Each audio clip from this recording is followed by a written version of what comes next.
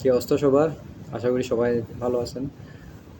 আজকে ইউনিভার্সিটিতে ইলেকশন অলিম্পিয়াডে গিয়েছিলাম।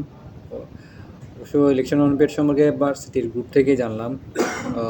গ্রুপের মাধ্যমে যখন রেজিস্ট্রেশন করলাম ভাবলাম কিছু পড়ি নাই, আসলে না পড়েই গেছিলাম।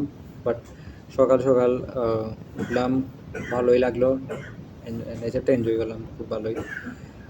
ইলেকশন অলিম্পিয়াডে গিয়ে যখন পরীক্ষা দিলাম, ওইটাও একটা আলাদা এক্সপিরিয়েন্সেস ছিল। ভলান্টিয়ারদের কাজ দেখে, দেন দ্য টিম ওয়ার্ক, দেন হচ্ছে ইট ওয়াজ ফাইন দো ইলেকশন অলিম্পিয়াড।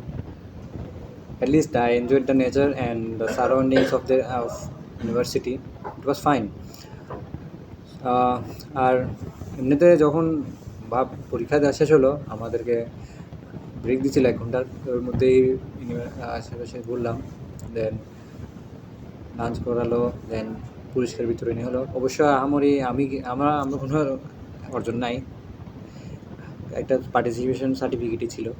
তো তারপর দুপুরে এসে ওখান থেকে এসে আর কি দুপুরে রেস্ট নিলাম। রেস্ট নেওয়ার পর জানতে পারি ঘুম থেকে উঠলাম, ঘুমাইছি আসলে, ঘুম আসছিল, টায়ার্ডনেস, সকালে উঠছিলাম।